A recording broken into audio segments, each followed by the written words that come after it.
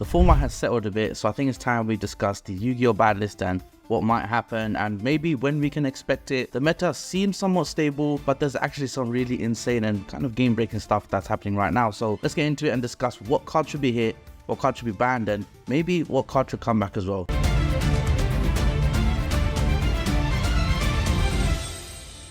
Yo, what's going on, guys? Welcome back to the channel. In this video, we're going to talk about the Banlist predictions. Obviously, Kashtira has dominated the format. They're actually going to start dominating Masters now. They just recently released a Wraitsoth is at 1, which does seem like a pretty significant hit. And then we have Diablosis, which is banned. And honestly, I think everyone just completely forgot about that card. People are just playing assuming it never existed. So what we can do to try and hit the deck now. And so I think Fenrir should actually go to 1 or should go to 2. I do like that we can have generic power cards that can sometimes decide the game. You know, that spice, that tech that maybe some people would run and some people wouldn't. It just diversifies deck building. Alpha Master of the Beast, Pankratops, Kashtira, Fenrir. These are great, wicked, cool, going second cards. And sometimes they can decide a game themselves, making them a threat and, you know, something to always consider. So I don't think we should hit Fenrir to 1. I think you should go to 2 from the polls I've done on the channel, if you guys have seen. If the people at Calamity are having a bad day and they've just lost to Kashtira themselves, I could definitely see Unicorn going to 1. In the OTG, they love hitting cards on the ban list, but surprisingly, Kashtira is the one card they haven't hit. Maybe that's because they know it's the card that Kashtira needs the most to be relevant.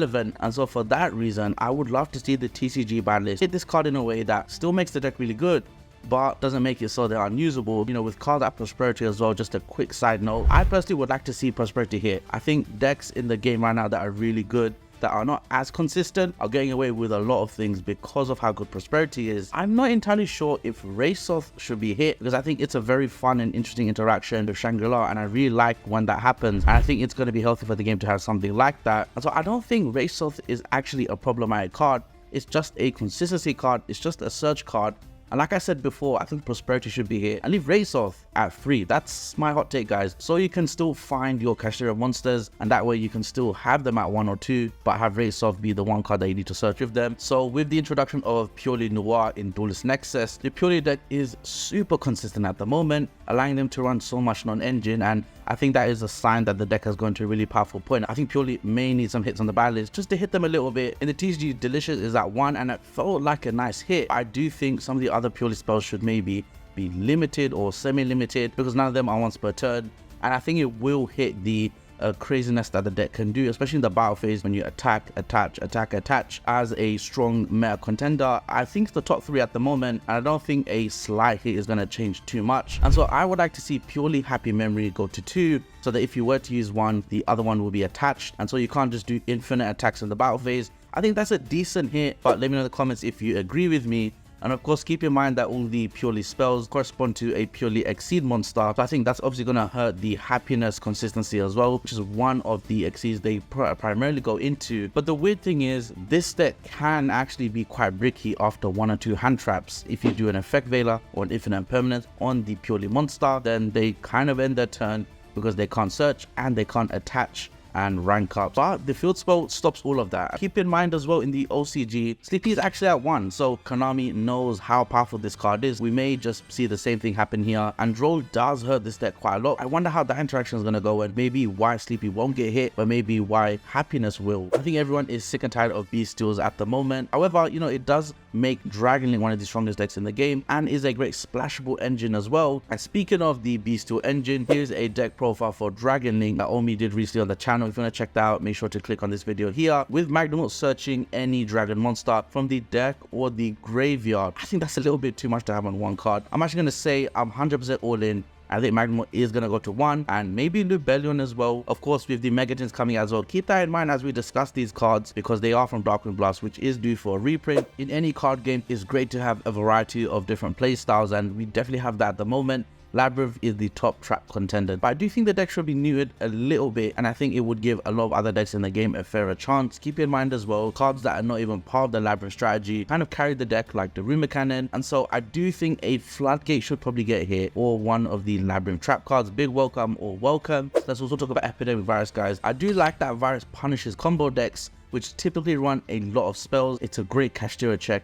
It's a great Labrynth check. However, if this card was to go to 1, it might make deck building a little bit more interesting in the side deck, where people start to consider trap tracks to find the virus card. And so for me personally, I love to see deck building where it's more unique. and people are actually crafting interesting things and using new cards that Calamity releases. So maybe there's a world where this card goes to 1. Looks like Lotus went to 1 and then it was banned. It is extremely toxic, there's no two ways about it. It's incredibly splashable as well because summon Trispana, which any deck can make anyway. Even Bystials meet this category, so honestly, there's so many reasons why this card should be banned, and I'm struggling to think why it shouldn't, although my compromise would probably just be for it to be limited, but I still think that's probably going to be the same issue. Purrely can find it, Labrynth can say it, Trap Tracks can say it, Thrust can say it. You know, I'm going to go back on my word now. I think Virus should be banned. It feels really weird to still talk about branded, but the deck is still full power, more or less, only with Expulsion banned. Gimme Power should obviously be banned, but people are running Gospel and the deck does not seem to be doing much anymore, although it is adapting with the Chimera package from Duelist Nexus as well. But in the OCG, the branded fusion is limited. Maybe this card should go to 2. It is incredibly searchable anyway. To summarize, for a deck that's at complete full power, there's no reason why they should also have a card like Gimme Papier Nightmare. Obviously, Bystials getting hit will hit the branded deck as well, and let's see how they adapt, whether the Chimera package is exactly what they needed. Remember, in Age of Overlord, there is more illusion cards coming,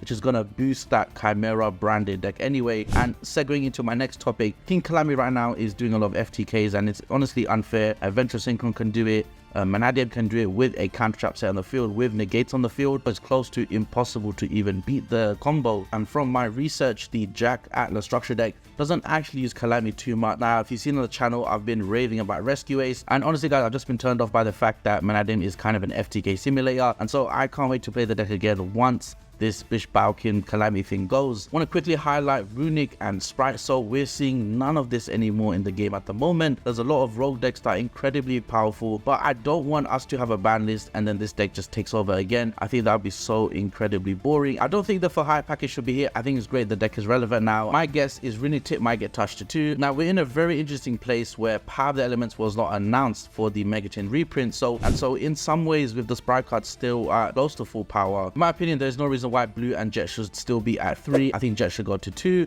to start off with, or even 1 straight away. Star should go to 1. Let the deck be a tiny splashable engine. Remember, Gigantic Spright is extremely generic, and so it can actually bring out the whole Spright engine anyway. So for that reason, I would like to see all of them here at small ratios, so it's not super consistent. This is my favorite bit of the video where we talk about cards that maybe should come off the ban list so the game is a little bit more interesting. And I want to start off with Snatch Steal. You know, this is a card that might be fun to come back. I haven't exactly explored how broken the game will be if it does come back. You do give your opponent life points. For right now, it seems innocent enough to come back. Another card I want to quickly shout out, just put it out in the air, is Red Ruby. I believe the OCG it's at 1. It is the check to the virus card. It's a check to D barrier. Also, it checks anti-spell. Again, it goes both ways guys, because Red Ruby also shuts down the whole trap card player's turn, and so I can see how that is incredibly unfair. Let me know in the comments if you agree with me. Do you see Red Ruby maybe coming back to 1 with all the broken trap cards that still exist in the game? And 2 more cards that I want to bring back. Masterpiece, the true Draco Slaying King. Why are we not seeing Masterpiece come back? We have so many cards in the game that have a similar effect, whether they're unaffected, can't be targeted. Look at Purrely guys with Noir and with cards like Morganite in the game. It's going to make that more relevant, which is going to make deck building even more interesting. There's a lot of reasons why I would love to see Masterpiece come back. Some people say it's worse when there's too many decks that are good at the game, but I like to think that's going to make deck building more interesting. It's going to mean a lot of other people can find fun playing Yu-Gi-Oh with different decks they enjoy, and I know for a fact there's a lot of people who enjoy the Masterpiece strategy. I would love to see this card come back at 1. Do you actually think the Tearlament cards should come back as well? Pretty scary thing to say.